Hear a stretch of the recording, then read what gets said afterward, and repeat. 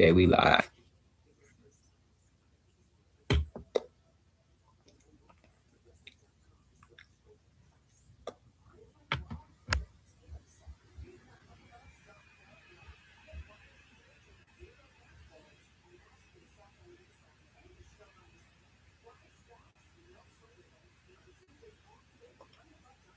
What's up, everybody? Welcome back to the Klutch Sports WWE Night of Champions post game show. I'm your host, Kid Klutch. Tonight we're gonna break down everything that happened at WWE Night of Champions. We saw a new King of the Ring crown. We saw a Queen of the Ring crown. Steel cage war finally comes to an end. Championships defended and history made. And one superstar finally achieved a dream that had escaped him for over a decade. And tonight we're going to talk about who stole the show, who gained the most momentum heading into SummerSlam, and what was the match of the night. Let's get to the first segment. Match number 1.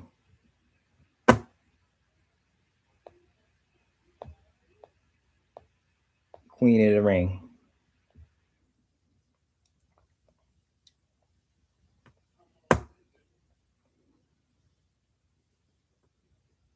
This was a crazy one right here.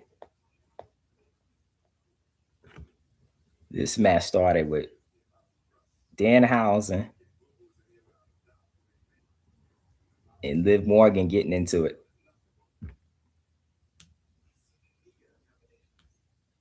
Before the match even started, it was one of the strangest moments that I've ever seen in WWE pay-per-view history. Liv Morgan interrupted Danhausen and demanded money that she claimed he owed the Judgment Day, which was weird. Danhausen denied everything and put a curse on Liv Morgan. And after he put the curse on her, she slapped him in the face. And that's what I was thinking. Is she going to lose this match? Was that a clue? Because during the last few pay-per-views I've seen, the WWE has always left a clue for each of these matches.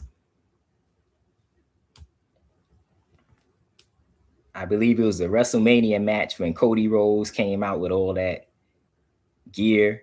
He had that crazy intro. You knew he was going to win that match. And then when you had Omar Femi come out hyped and focused, he ended up ending Brock Lesnar's career. That was a clue. But this one was crazy. I had a feeling she was going to lose this match. It's Danhausen. You don't mess with him. He's going to come for you. But contrary to what I said, Liv Morgan was entering this match on a high note. She had every reason to come into this match confident. She was 2-0 against Io Sky in singles matches. And she had one of the best records of any woman competing in Saudi Arabia at the Riyadh.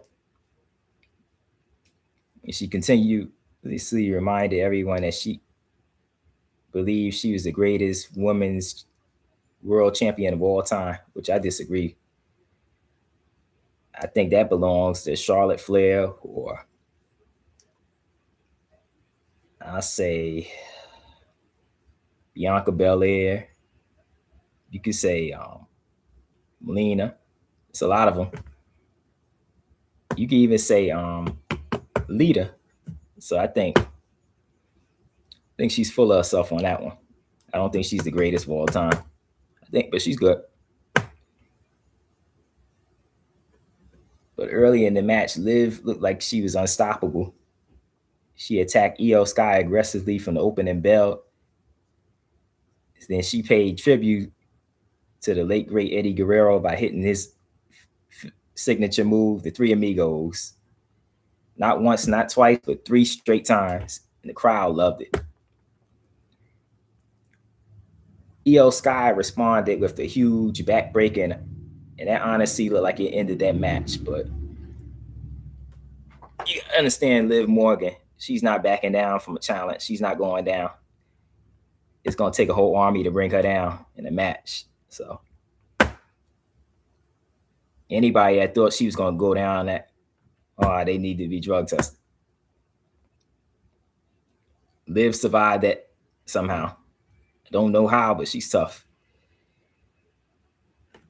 But this fight spilled outside the ring before Liv dragged Io Sky back into the ring and attempted to force her into submission. Io Sky somehow escaped that. Then her knee gave out because Liv kept attacking her. For a moment, it looked like the injury was going to cost her a match, but instead it woke her up, got her more fired up.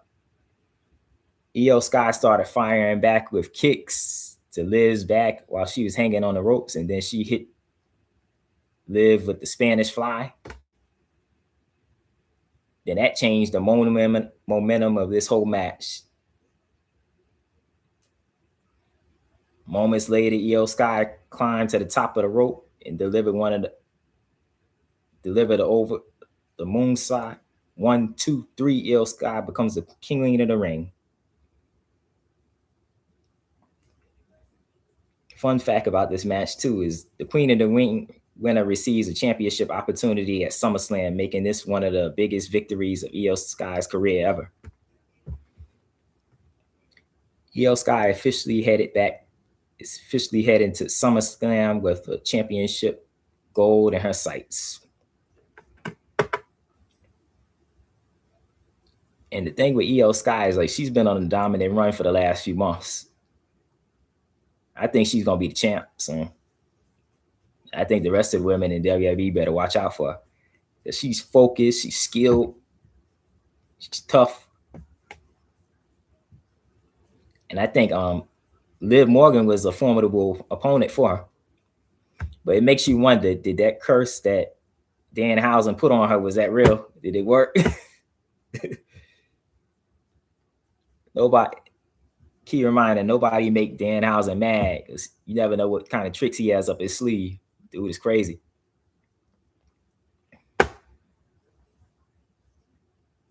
Now we move into the King of the Ring match between Omofemi and Jey Uso. I describe this match as the legacy versus the future match. It's similar to how I did with Brock Lesnar and Omofemi. I think going forward, every Omofemi match is going to be basically a legacy versus future match because he's coming. And I said it on the previous shows. Omofemi is coming. So WWE wrestlers, watch out. Because I think he'll be a world champ soon. I've been saying he's basically like the second coming to Brock Lesnar. But analysts said it earlier. I think it was might have been Michael Cole. I might be wrong in that. I think it was Michael Cole. He said that Omofemi reminds him of a I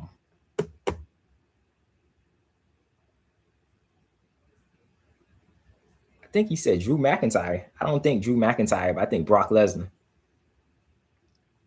Because he has the same demeanor of a Brock Lesnar. You don't want to talk.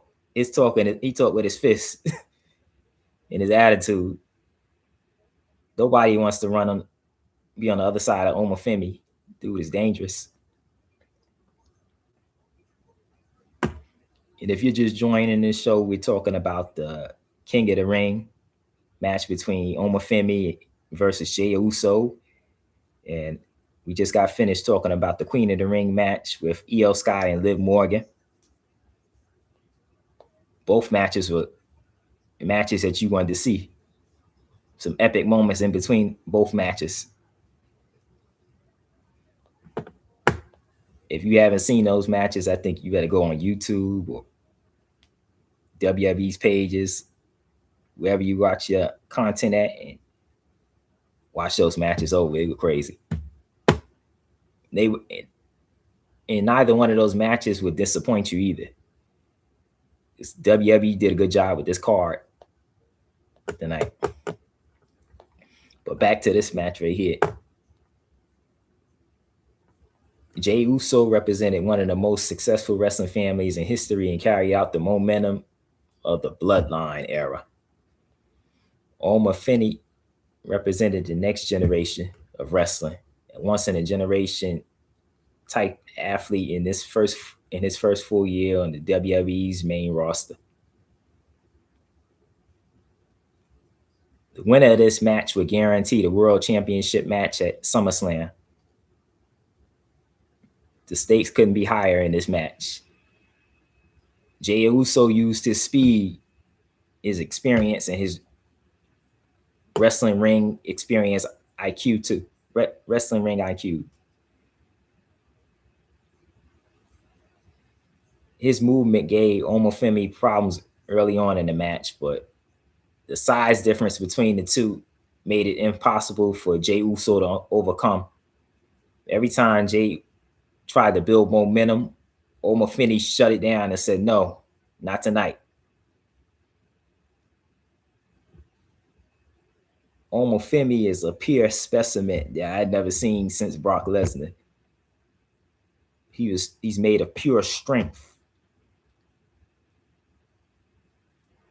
Eventually, Omofemi caught Jey and he planted him down 1, 2, 3. Omofemi defeats Jey Uso. Omofemi is the 2026 King of the Ring. There was no stopping him. When I saw him come in that ring, I knew he was going to win that match. I've been saying that the last few pay-per-views with Omofemi. He has this look in his eyes to where like he got the eye of the tiger. Like he just looks focused. There's nothing going to get him off his game. You give him enough time, he's going to figure out your weakness and he's going to take you out. That's the thing with Omofemi. He's like a Brock Lesnar. And it's like his mind just goes to one thing: fight, fight, fight, fight, fight, fight. Nothing else. So a guy like that, when you want to wrestle with a guy like that, he's dangerous. Because he eats, sleeps, lives, and breathes fighting. Only chance you have of beating him is hoping he just falls down and beats himself, or he gives out an energy. But Omofemi is nobody you want to play around with. And if you just join in, we're talking about the King of the Ring match with Omofemi and Jey Uso. That was an epic match. I encourage you to go back and watch if you haven't seen it already. It was crazy. Omofemi is a freak of nature. He's a beast. They call Brock Lesnar the Beast. They need to call Omofemi the Beast 2.0, where he's been wrestling. It's crazy. And fun fact about this King of the Ring match: King of the Ring winners historically go on to become the world champions, and WWE legends included Bret Hart, Stone Cold Steve Austin, Triple H, Kurt Angle, Brock Lesnar, who we've been talking about throughout this match, and Booker T. This victory instantly puts Omofemi in elite company. The era of Omofemi may have officially began here. I've been saying that for the last few pay-per-views that it officially began. I think it began before that, but let's mark today as his territory that he started going after world champs, putting himself in that top tier of contenders in WWE. Make this match the match that happened, even though he's been doing it before that. But take notice of him. He's not stopping. He's ready. And he's basically a number one contender for whatever championship he wants now, because he's King of the Ring. Okay, moving on to the next match.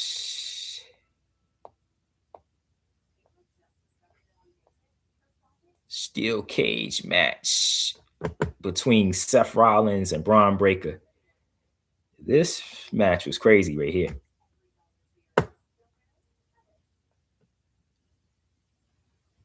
This match was unique too because it had nothing to do with championships, rankings. This wasn't even about a respect in the WWE hierarchy. This was about revenge.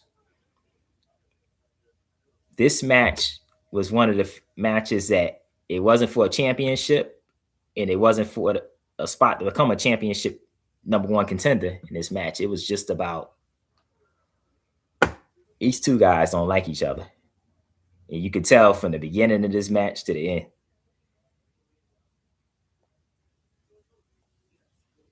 Before the match even began, Seth Rollins set the tone in this match when he started pulling out tables and kendo sticks and steel chairs from under the ring before the match even began, before his opponent even got in the ring, got to ringside to come out.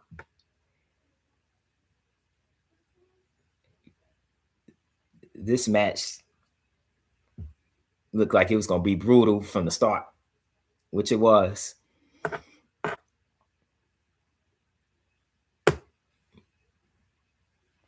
I think both of these guys understood what the assignment was for this match, and it didn't disappoint.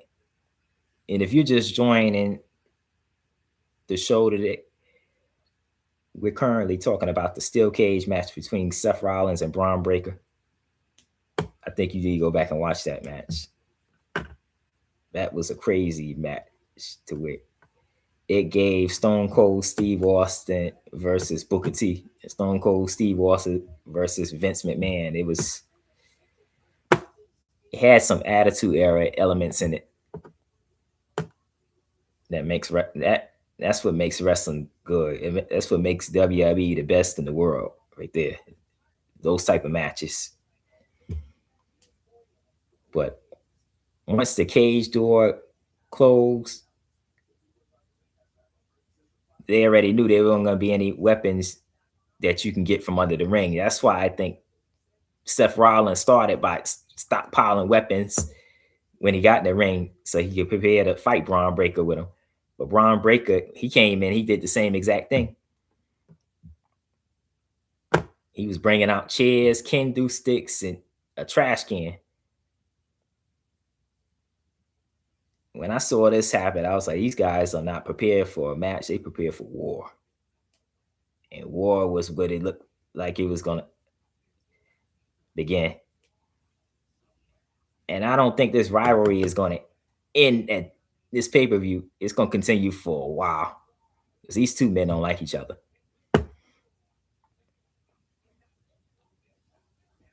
Braun Breaker locked Seth Rollins in a Steiner recline on top of the steel chairs.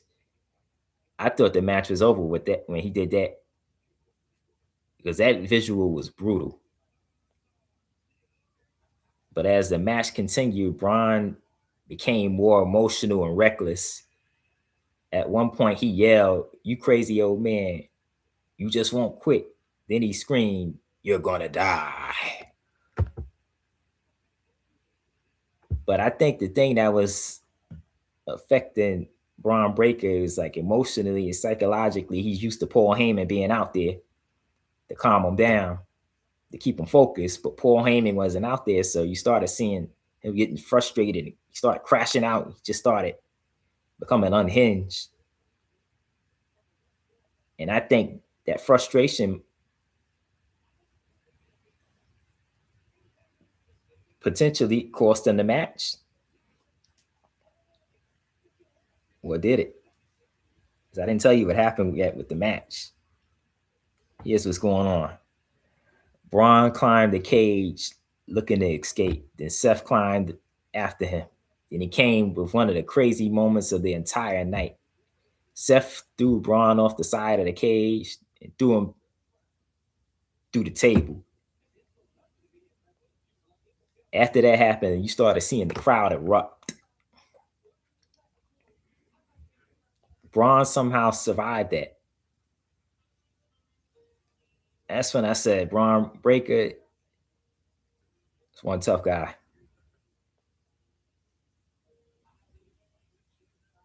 But Seth Rollins hit him with a pedigree after he fell from on the table. He tried to get up, but he kicked out of that. I don't know how he kicked out of that. Then he hit him with a stomp. He kicked out of that too. Braun Breaker simply refused to stay down. And that part I wasn't surprised about. Because Braun Breaker had that attitude to where you had to kill him to win this match. He wasn't going down for nothing. He came out with a vengeance. And vengeance is what he unleashed on Seth Rollins. Well, finally, Seth Rollins delivered another stomp on Braun Breaker. But Braun was unable to kick out of this because Seth pinned him. 1, 2, 3. Ding, ding, ding. And Seth Rollins beat him in his match. Which I think that match kind of it fulfilled Seth Rollins, because Seth Rollins, he came out with a vengeance. Like, he wanted to destroy Braun Breaker. He wanted to take his soul out of him.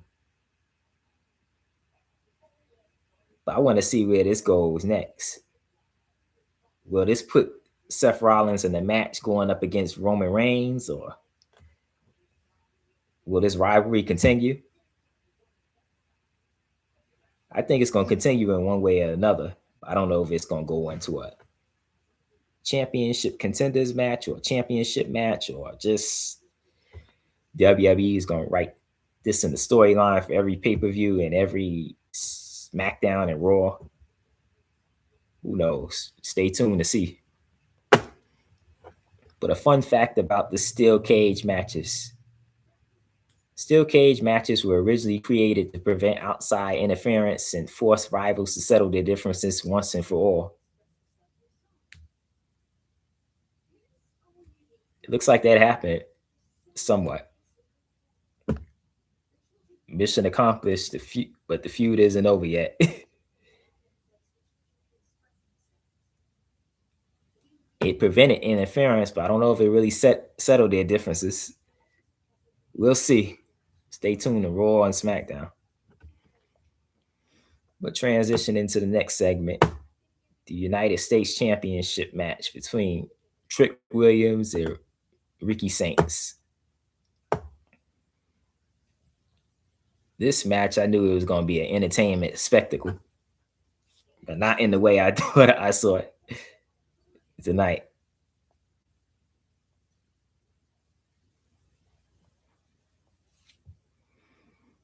Well, another key fact that I found out about tonight: Trick Williams never defeated Ricky Saints in a one-on-one match. When Ricky came out and Trick came out, Ricky went on an attack on Trick Williams. Before the bell even rung, the referee was able to ring the bell. He started attacking him to the point to where Trick Williams had it. He comes out with his fur coat every match. He could even take his fur coat off. He started fighting with his fur coat, which I got to give him respect for that, because he went on the attack early to try to wear him down before Trick can get comfortable and set a strategy on him. If you're just joining in this show, we're talking about the United States Championship match between Trick Williams and Ricky Saints.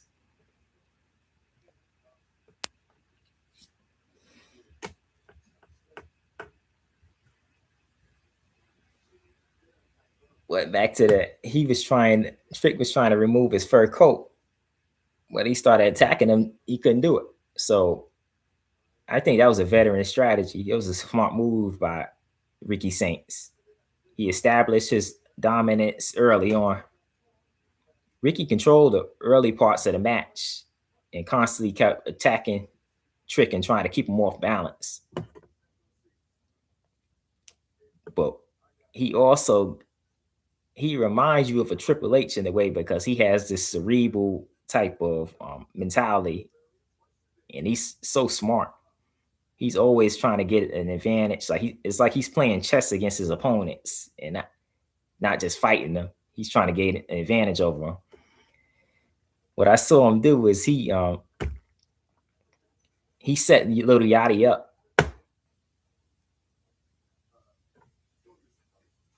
as he made it look like Little Yachty was hitting him with the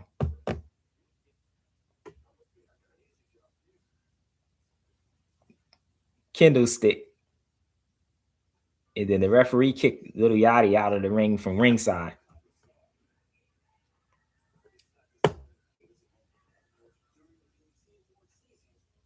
But Trick Williams started to shift the momentum after this. He had the crowd, was hyping the crowd up and had them exploding.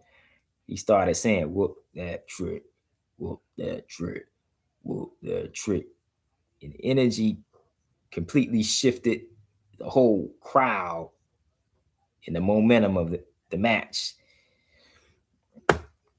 Trick Williams hit Ricky Saints with the legendary move by Booker T, the bookend. And then Ricky Saints, he responded by hitting him with a code breaker, then a DDT. But neither man wanted to give an inch. Both guys kept trading blows. Ricky attempted the Rama Shambo, but Trick survived it. Trick finally retained the United States Championship after the match, Ricky snapped. He tried to attack Trick Williams, but Little Yachty returned and delivered what he called the people's elbow. And then Trick Williams hit it with the people's elbow. And I found another fun fact about that move. The people's elbow was originally made famous by The Rock and remains one of the most recognizable moves in wrestling history. Of course, it's going to be one of the most recognized moves in wrestling history. You got The Rock. Everything The Rock does is legendary, so can't be surprised at that. I think about The Rock, I think about, do you smell what The Rock is cooking? Do you smell what The Rock is cooking?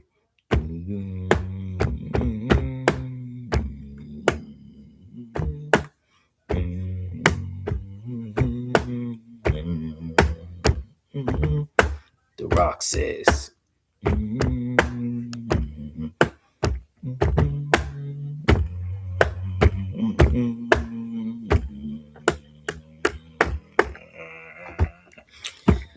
I'm sorry, y'all. The Rock was one of my favorite wrestlers of all time.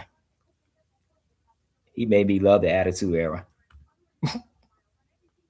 Him and Stone Cold and Triple H and Shawn Michaels.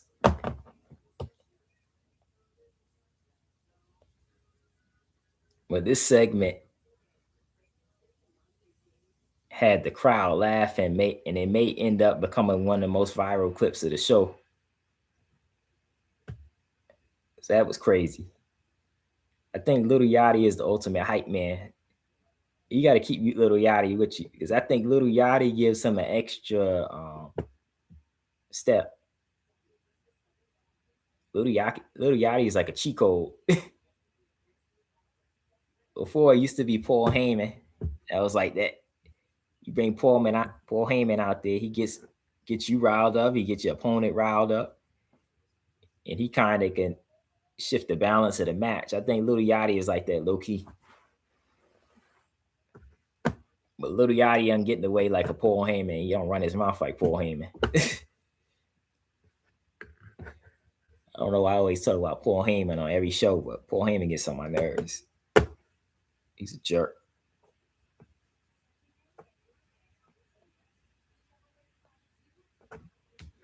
Switching over to the Women's United States Championship match between Tiffany Stratton and Jade Cargill. This was a match that I was looking forward to. Jade is one of my favorite wrestlers of today. Jade's been on a little bit of the losing streak the last few pay-per-views after almost holding the championship for almost a year. And this rivalry also dates back to a year, and tonight they picked up right where they left off.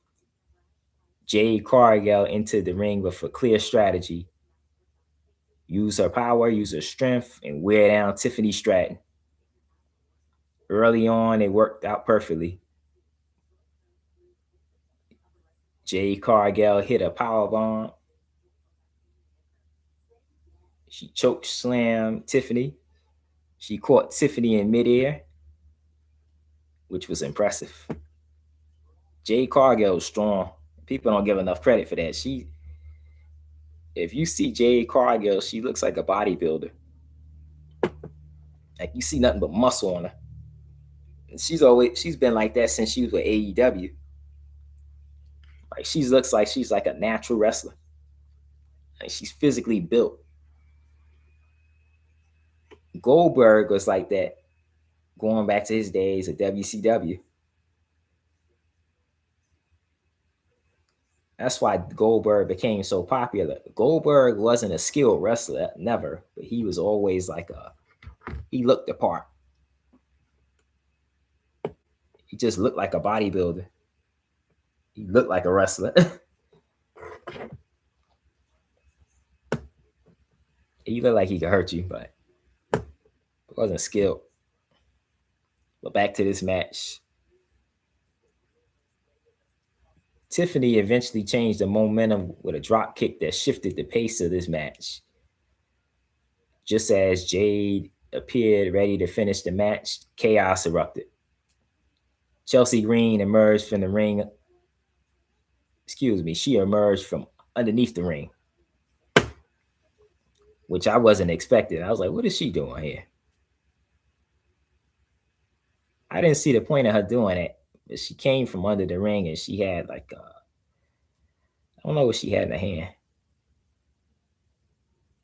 And she ran into the ring and she ran towards Jade, and her and Jade started fighting. Well, that wasn't all that happened in this match. That shifted the balance of the match. Charlotte Flair came out and got involved. And moments later, she distracted Jade Cargill. Charlotte struck Jade with the United States Championship belt, which I think Jade had it over there to try to, because she was planning on hitting Tiffany Stratton with it, but Charlotte beat her to the punch with that one. And Tiffany Stratton saw her opportunity and she pinned Jade Cargill after Jade got knocked out by Charlotte Flair with that belt. She pinned her 1, 2, 3. The Tiffany Stratton retains the WWE Women's United States Championship. That was a good match too. But I think Jade thought she was going to win that match because Jade gave it her all, and Jade just, I don't know what's going on. I hope that she's not letting her get in her head because Jade's been on a losing streak. Jade looked like she wanted to knock her head off, but Jade got to get back focused. I think that was the thing that usually kept her, is that she was focused. But Tiffany used her agility and athletic ability and aerial ability to stay in that match. Jade asserted dominance, but Tiffany is a more skilled wrestler. That's how Tiffany came out top. But I don't know. That match is kind of a draw. I think they need to do a rematch with that because there's interference. They may need to do that match in a steel cage and see how that goes, or a Hell in a Cell match. I think something like that would work. It's an interference. I didn't really like what happened with that. I think that they let them determine the match instead of the two wrestlers determine it.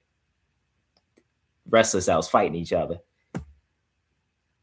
But I think next time what they need to do on Monday Night Raw and SmackDown is they need to do a 3-on-3 match or a 2-on-2 match to settle that out. And then make a rematch for Jade and Tiffany Stratton at a pay-per-view. And put it in a steel cage. I got another fun fact about this thing right here about championship matches involving multiple outside interference almost lead to rematches in WWE. So I answered my own question with that. I talked myself into that. You can't fight the facts, you can't fight history. It's going to repeat itself. So this rivalry will carry out like I thought it would.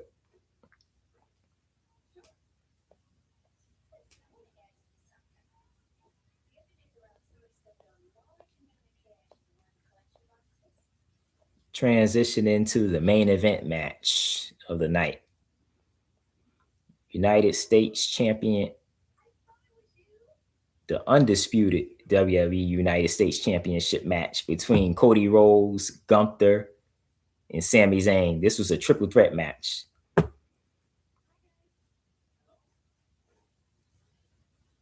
And it felt like it too. Sami Zayn entered the ring wearing a white tobe and kiffin. It was like he's basically paying homage to like the Saudi Arabia culture, like the stuff they wear there. He's paying homage to the crowd too, and in the country. WWE recently signed a big, I think, 10-year deal with Saudi Arabia, so they had a few matches in Saudi Arabia pay-per-views. The last one they had was the Royal Rumble. That was really nice. That arena is nice too. Another fun fact about that, it took them only a month to build that arena because like a month before they did it, Triple H said that they had signed the deal to do the match for the Royal Rumble, and Triple H saw it was an empty lot. He's like, "Y'all sure you're gonna have this done in a month?" He's like, "Yeah." And they built it up, and it's like a magnificent palace. I'm not gonna say palace, but it's like what they describe a Roman Coliseum. Like, it's nice.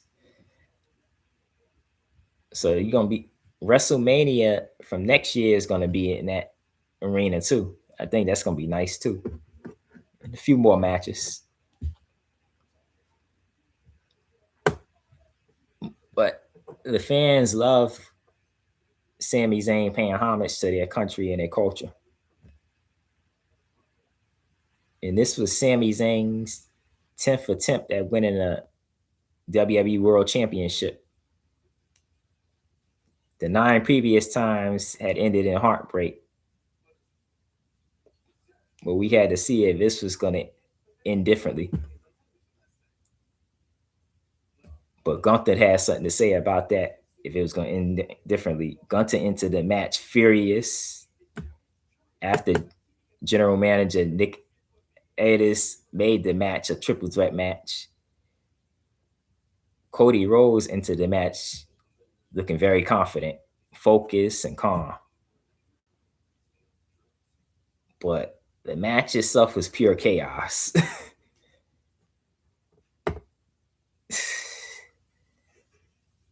For a main event, it may have been my least favorite match.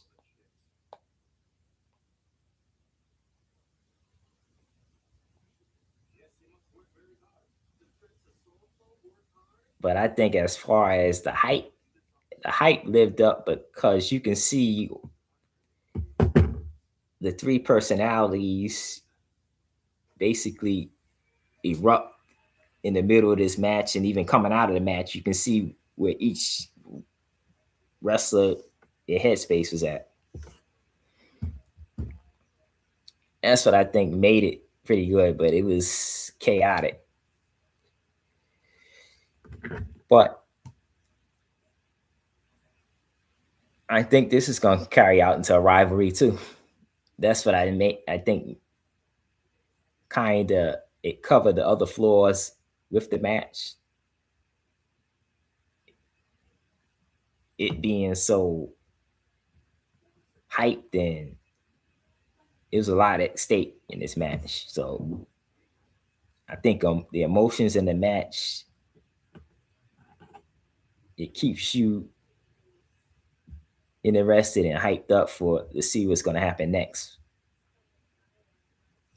But We're not finished talking about the match yet.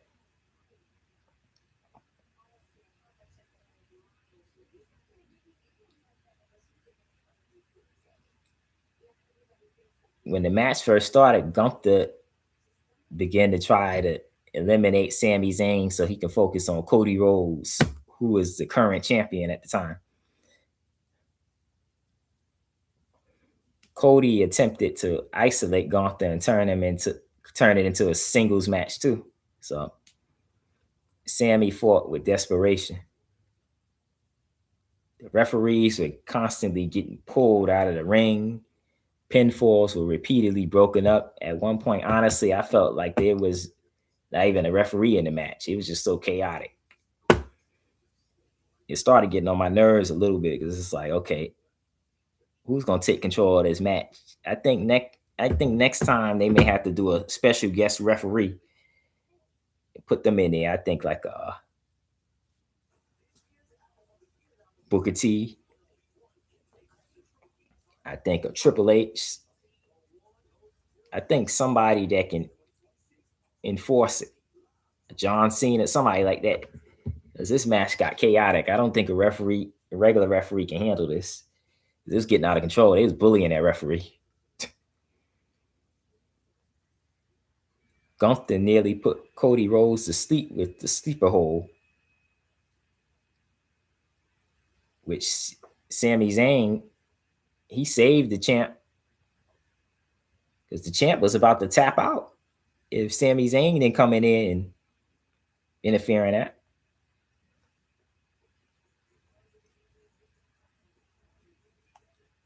Then after that, Cody Rhodes nearly put Gunther away. But Sami Zayn, he came back in, he stopped the count. This was one of those matches where nobody wanted to lose this match, to where just everybody was kind of mad. It was like a pack of lions attacking each other in this match. They just kept on back and forth, back and forth, back and forth, pulling the ref out, kicking out, pulling each other off each other, stopping pinfall, stopping submissions. Nobody wanted to lose this match. Let's just put it like that. Finally, Sammy countered Cody's offense and he pinned him.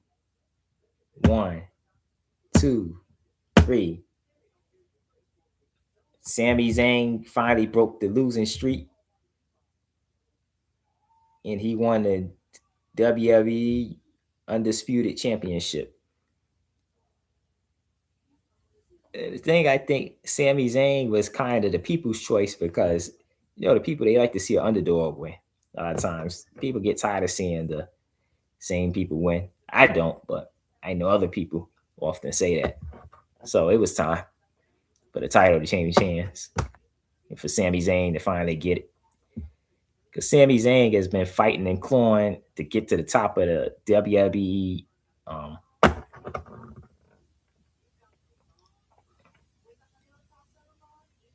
top echelon of the WWE for years, and he finally did it with this championship. It is another fun fact about this: Sami Zayn's first world championship victory after more than a decade. That's a long time. That's what this was, his first world championship victory in over a decade. Another fun fact about this: only a handful of WWE superstars have won their first world title after 10 or more championship attempts. So that's something monumental that he did. And I give it to Sami Zayn. Clap and give him a round of applause for that, because he finally overcame those challenges and he finally got to the top of the food chain in the WWE. But I want to see more of what he's going to do now. This wasn't just a championship victory. This was the payoff of years of setback, disappointment, and near misses. This was the moment that Sami Zayn felt immortal. And another thing about this too is that Sami Zayn and Cody Rhodes at one point was real close friends. So from this to turn to a friendship to competitors to possibly a rivalry, I want to see what happens with that. This kind of reminds me of I want to say Evolution. But I don't even want to go to Evolution. I think that's a bit too far. I want to say Legacy with Randy Orton, Ted DiBiase, and Cody Rhodes. I think it's something like that where they were all close, and then Randy had a falling out with them. And then they kind of went their own separate ways, and Cody had to climb to the top. And now Cody is the face of the WWE, one of the faces of WWE. So it reminds me something like that.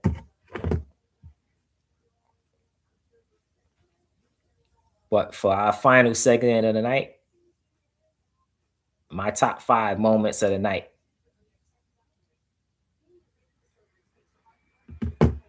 And also my top 5 moments that stole the show for the night. I'm gonna put those together. Let me pull up this, put it in my thing.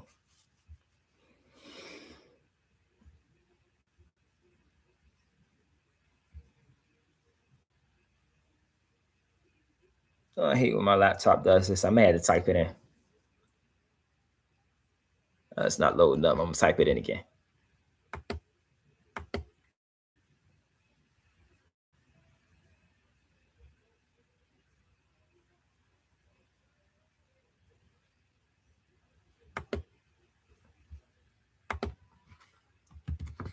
Okay, number 5.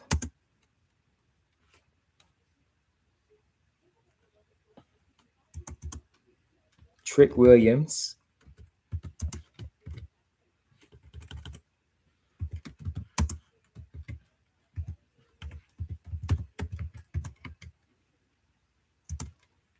and Little Yachty hit Ricky Saints with the people's elbow.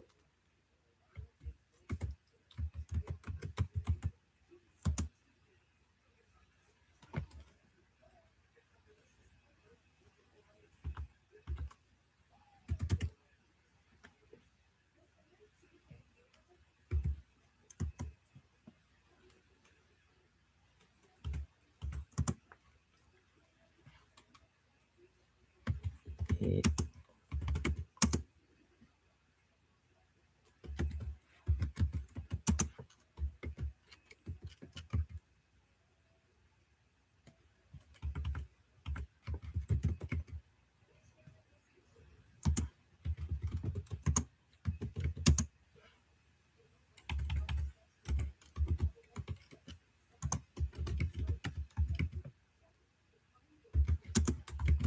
elbow.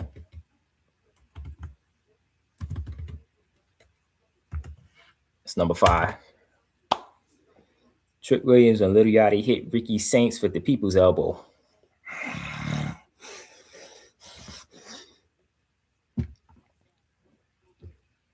Number 4.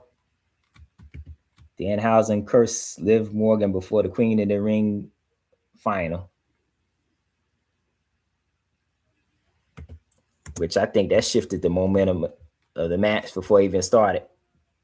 Because I don't know if he hadn't cursed her, I don't know if she would have won. I think she probably would have. I don't know about Danhausen. I don't know if that thing is real or not, but we're gonna continue to watch and see how long it lasts for him. But I think that really ruined Liv Morgan's chances of winning that match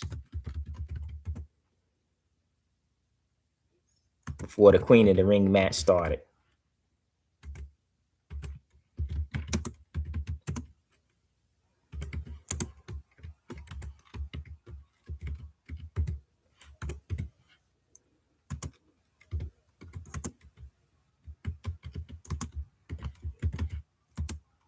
Ring final.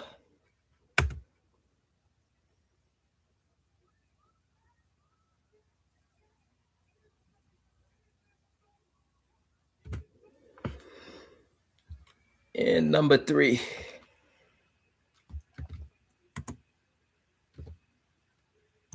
Omofemi defeats Jey Uso and becomes the king of the ring.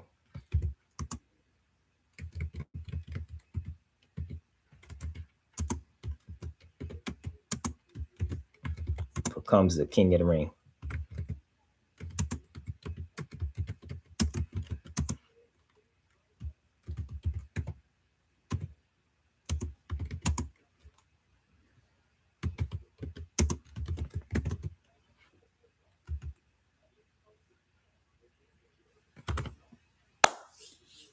And number 2,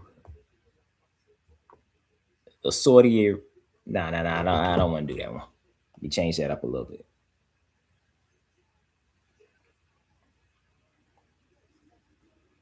I had that, but I was debating between both of them. I don't like that one.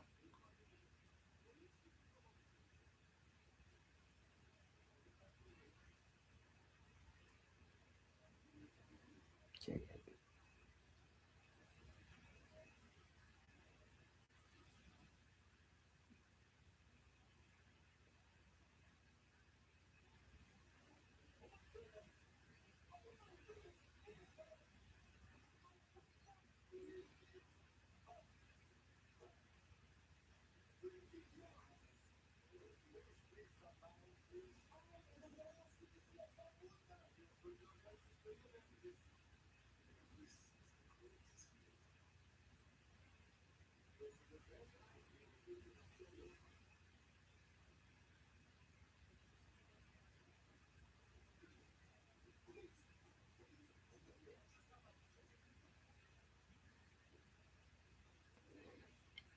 Let me say Charlotte Flair and Chelsea Green interfere in the Tiffany Stratton Jade Cargill match. Okay.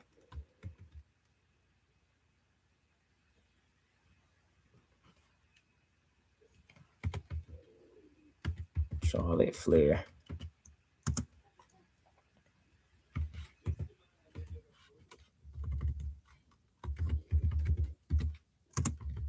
And Chelsea Green.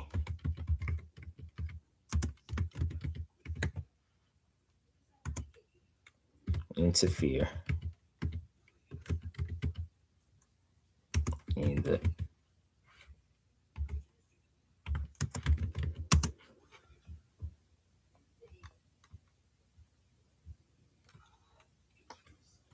women's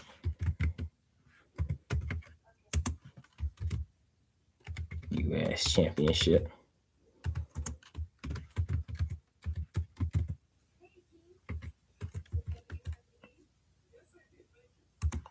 Match between Jade Cargill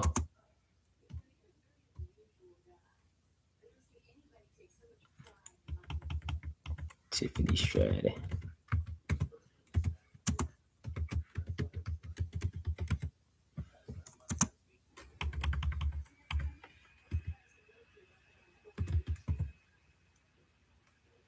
and Jade Cargill.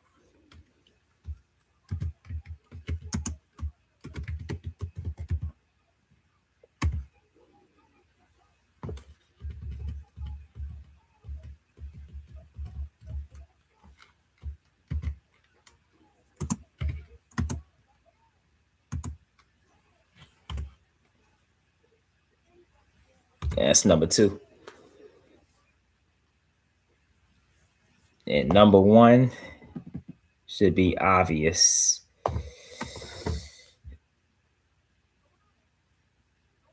Sami Zayn wins his first WWE World Heavyweight Championship after 10 attempts.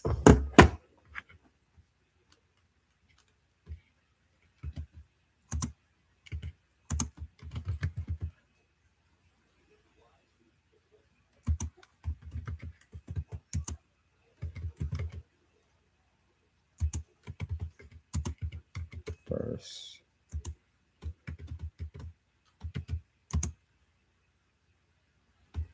World Heavyweight Championship.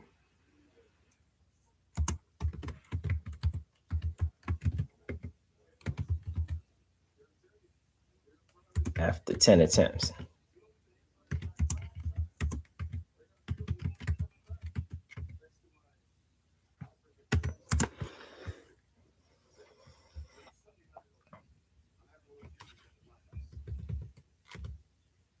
And that is our number one top moment of the night. And my final grade for the night of this, I give it a 9 out of 10 for this pay per view. So still like a solid A. But thank you for joining me tonight. If you're new to this channel, remember to subscribe to the Klutch Sports YouTube channel. Follow us on Klutch Sports on IG and TikTok. Both of the usernames for that is Klutch Sports. Remember to leave some comments in the comment section. Like this video, subscribe to our channel, hit the bell notifications so you'll know when we upload new wrestling content and new sports content in general. Thank you for joining tonight, and thank you for those of you that's been supporting the channel for sports, wrestling, and everything. We couldn't do this without you, and we appreciate you, and hope you have a good night, and hope you were enjoying your day. And I'll see you next month for SummerSlam, August 1st and August 2nd. And for those of you that watch my sports show, I'll see you next week. Later.